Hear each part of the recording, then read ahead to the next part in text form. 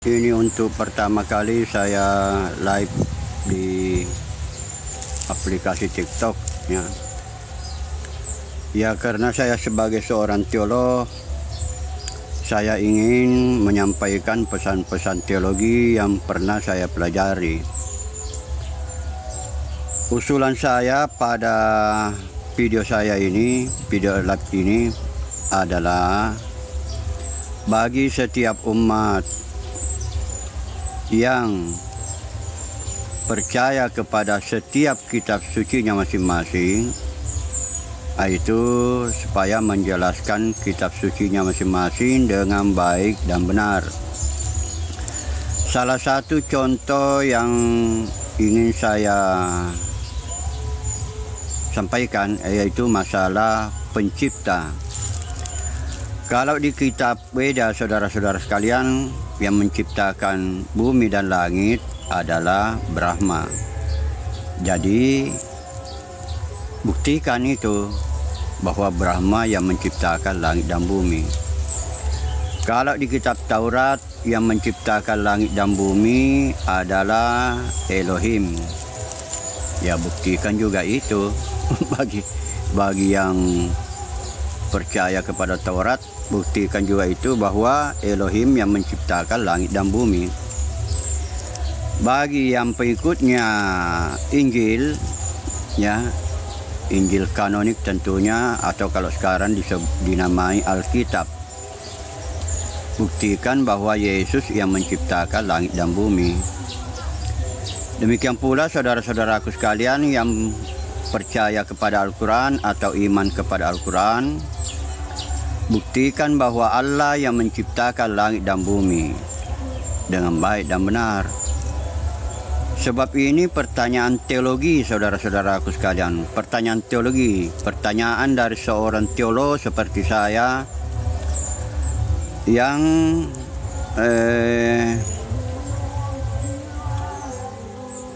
memang wajar, ya, memang wajar seorang teolog bertanya seperti itu. Karena seorang teolog itu mempelajari semua kitab-kitab suci dengan tidak berusaha mencari kesalahan-kesalahan kitab sucinya orang ya. Jadi saya mempelajarinya dengan betul-betul mencari kebenaran di setiap kitab suci itu. Saudara-saudara sekalian, untuk bocoran, mungkin ada yang bertanya kepada saya sebagai seorang teolog, dari sekian kitab suci itu yang mana yang paling benar? Pertanyaan seperti ini tidak bisa dijawab, saudara. Kalau mau ditanyakan yang mana yang lebih benar, nah, tetapi yang harus Anda tanya, yang mana lebih nyata dia punya karya, yang mana lebih nyata kan? Karena setelah saya perhatikan, saudara-saudaraku sekalian, setiap Tuhan di kitab-kitab suci masing-masing itu ada realisasinya, ada kebenarannya, ada dampak nyatanya, ada hasil karyanya ya. Jadi perhatikan saja Tuhan yang mana yang lebih banyak hasil karyanya. Apakah Tuhan menurut Weda? Apakah Tuhan menurut Taurat? Apakah Tuhan menurut Injil? Ataukah Tuhan menurut Al-Quran? Nah itu. Jadi lihat hasil kerjanya. Jangan coba-coba membandingkan mana yang lebih benar. Anda tidak akan ketemu jawabannya kalau mencari mana yang lebih benar. Tapi cari mana yang lebih berkarya, hasil karyanya dari Tuhan-Tuhan itu ya. Dan perlu diingat saudara-saudara sekalian bahwa Tuhan itu harus, kalau misalnya kita berbicara di Taurat, Injil, Al-Quran, Tuhan harus dibedakan dengan Elohim atau Adonai Elohim. Kalau saya masukkan ke dalam menyinggung juga memasukkan permasalahan ini kepada kitab Weda, maka saya tentunya harus menggunakan istilah dewa. Karena istilah Tuhan itu baru muncul di abad ke-17, saudara. Ya, istilah Tuhan itu baru muncul di abad ke-17. Jadi sebelumnya itu tidak ada orang berbicara tentang Tuhan di abad-abad ke-16. Jadi dan seterusnya ke belakang tidak ada orang pernah mengatakan Tuhan, Tuhan, Tuhan, tidak ada. Ya, karena istilah Tuhan baru muncul pada abad ke-17, jauh setelah Al-Quran, setelah Injil, setelah Taurat. Ya, jauh jaraknya. Istilah Tuhan itu baru muncul. Jadi kalau saya menggunakan istilah dewa kepada seluruh kitab-kitab suci, ya, geser ke kanan, apa yang geser ke kanan?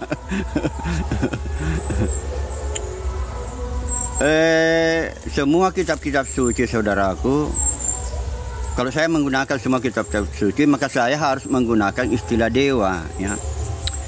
Jadi dewa di Hindu itu yang menciptakan, ya, yang bekerja kalau di Hindu, ya. Dewa Brahma namanya, yang mencipta, bukan dewa yang tertinggi, ya. Bukan dewa yang tertinggi. Tapi kalau di Taurat, jadi saya kembali ke Hindu dulu. Dewa yang tertinggi itu menjadi maha kuasa karena dia memberikan kuasa kepada Brahma untuk mencipta. Ini mirip dengan ajaran di sebagian pemahamannya orang-orang Kristen, ya. Tapi sebagian tidak memahaminya seperti itu, ya. Teologi itu di setiap umat berbeda-beda. Sama dengan kalau di Hindu tadi, kalau saya mengatakan Brahma yang menciptakan, ada kecenderungan juga bahwa Sri Krishna, ya, karena untuk bertauhidnya orang-orang Hindu itu, ya. Jadi kalau di Taurat saya menggunakan istilah dewa, maka dewa yang tertinggi itu namanya Elohim. Ya, namanya Elohim. Kemudian dewa yang tertinggi ini memberikan kuasa kepada Tuhan. Dewa yang muncul dari Elohim itu yang mencipta, itu yang bekerja. Kalau menurut Taurat, ya, kalau menurut Taurat.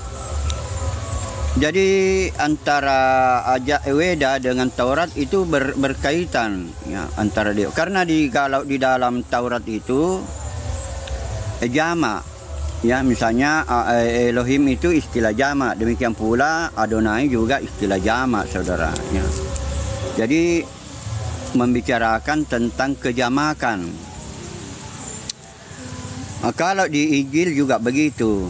Tapi kalau di Al-Quran, ini yang bermasalah. Yang bermasalah di Al-Quran itu adalah tergantung terjemahannya. Dia jama atau tidak jama. Jadi terjemahan Al-Quran itu sangat mempengaruhi ilmu teologinya seseorang. Sayang sekali kalau sampai sekarang ini Al-Quran belum mempunyai terjemahan literal. Tidak seperti di Alkitab. Kalau Alkitab sudah ada terjemahan literalnya, Indonesia Literal Translation, bahkan sudah sampai ke seri ketiga. Kalau terjemahan boleh direvisi. Jadi saya termasuk orang yang menganjurkan supaya terjemahan itu direvisi, termasuk terjemahan Al-Quran sekarang ini, ya, sebaiknya direvisi karena banyak kesalahan-kesalahan menurut versi saya. Termasuk salah satu yang belum ada di Al-Quran itu adalah terjemahan Indonesia Literal Translation. Nah, itu kalau umat Islam hanya memahami terjemahan dari kelompok Ahlussunnah wal Jamaah, maka ilmu ketuhanannya itu menjadi sangat terkebelakang, saudara, ya. Ilmu yang masih misalnya sifat 20, kemudian trilogi tauhid, Kalau saya selaku seorang teolog mempelajari tentang teologi di Islam, terutama ajaran Imam Asy'ari itu termasuk yang teologi paling tidak cerdas. Jadi teologi paling tidak cerdas ada di Islam, yaitu teologinya Imam Asy'ari sifat 20 itu. Masih lebih benar teologinya Ibnu Taimiyah dibanding dengan Imam Asy'ari. Ini penting saya sampaikan kepada umat Islam bahwa teologi Ibnu Taimiyah masih lebih benar dibanding dengan teologi Imam Asy'ari. Sudah berjalan berapa menit ini? Karena saya ini baru perkenalan saudara-saudaraku sekalian. Saya belum mengizinkan Anda masuk bergabung. Ya nanti lain kali baru saya mengizinkan Anda berdebat dengan saya, ya. So, saya termasuk orang yang dulu saya suka berdebat, tapi sekarang di akhir-akhir ini saya tidak terlalu berminat lagi untuk berdebat, ya. Kenapa saudara-saudaraku sekalian? Karena perdebatan itu tidak menyelesaikan masalah sampai sekarang ini. Bahkan sementara ini diperdebatkan, umat Islam di Indonesia itu memperdebatkan antara sampean itu keturunan Nabi atau bukan keturunan Nabi. Nah, ini juga bermasalah besar di Islam. Ya, sementara di negara-negara lain seperti Cina sudah menanam padi di padang pasir. Umat Islam di Indonesia, karena yang mayoritas di Indonesia adalah Islam, ini bermasalah besar. Bermasalah besar itu umat Islam ini, membuat kita seluruh umat Islam menjadi bodoh, menjadi terkebelakang di bidang ekonomi, menjadi terkebelakang di bidang sains dan teknologi. Bayangkan saja, masih memperdebatkan kau keturunan Nabi atau bukan keturunan Nabi. Ya, saya sampaikan saya tegaskan saudara-saudaraku sekalian pada hari ini. Pertama saya live di TikTok ini, bahwa bangsa Amerika itu menjual kacang kedelainya kepada kita supaya kita bisa memakan tempe. Kalau bukan karena rakyat Amerika, petani-petani Amerika menjual kacang kedelainya ke Indonesia, tidak bisa kita makan tempe. Sementara kalau bangsa Yaman, apanya yang berguna bangsa Yaman itu? Tidak ada gunanya itu bangsa Yaman di Indonesia, tidak ada. Tidak ada produknya yang bisa bermanfaat di kehidupan sehari-hari bangsa Indonesia, tidak ada. Ya. Itulah sebabnya di video-video saya lalu-lalu itu sering saya mau mengkristenkan itu orang Islam karena sudah banyak yang keliru. Ya. Jadi sudah bergabung. Iya. Dan perlu informasi kepada umat Islam seluruh Indonesia bahwa mazhab yang ada di Indonesia itu mazhab yang dinyatakan sesat di zaman kejayaan Islam. Catat baik-baik itu. Ya, catat baik-baik itu. Di zaman kejayaan Khalifah Harun Ar-Rasyid dan Khalifah Al-Ma'mun. Pelajari ajaran Islam di masa itu yang kau pakai. Jangan kau pakai ini mazhab yang sekarang di Indonesia ini bermasalah.